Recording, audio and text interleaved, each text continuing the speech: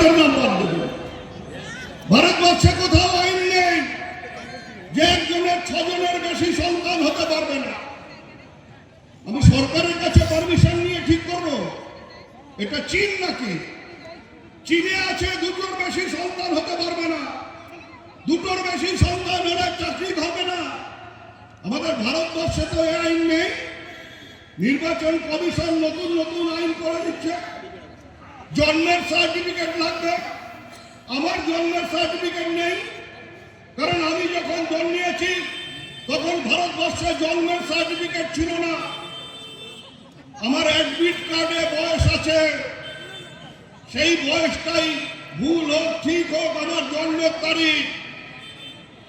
কিন্তু যে লোকটা মাধ্যমিক দেয়নি, যে লোকটা হায়ার সেকেন্ডারি দেয়নি, যার অ্যাডমিট কার্ড নেই, তিনি কি করে প্রমাণ করবেন তার বয়স কত?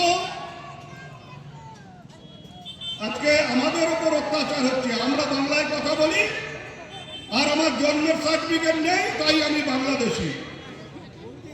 আমাদের দেশের প্রধানমন্ত্রী নরেন্দ্র মোদী, তারও জন্মের সার্টিফিকেট থাকতে পারে না, তিনি আমার চাইতেও বয়সে বড়। তাহলে আমার যদি অসুবিধা হয় জন্মের সার্টিফিকেট না থাকার ফলে, নরেন্দ্র মোদীর কেন হবে না? আমি যদি জন্মের সার্টিফিকেট না থাকার কারণে বাংলাদেশি হই, তাহলে নরেন্দ্র মোদী কেন পাকিস্তানি হবে না? এই প্রশ্ন বিজেপির নেতাদের করতে হবে। এবং একটা কথা মাথায় রাখবেন,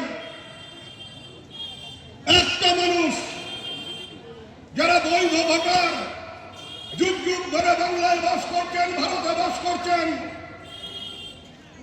তাদের নাম যদি বাদ দেওয়া হয়, তাদের নাম যদি ভোটার তালিকার থেকে কেটে দেওয়া হয়, তাহলে কে থাকবে না থাকবে জানি না। আমরা তৃণমূলের নেতা কর্মীরা মানুষের পাশে থেকে মানুষকে সাথে নিয়ে রাস্তায় নেমে এর বিরুদ্ধে আন্দোলন করব। কোন বাঙালির নাম বাদ দেওয়া যাবে না, যেতে পারে না।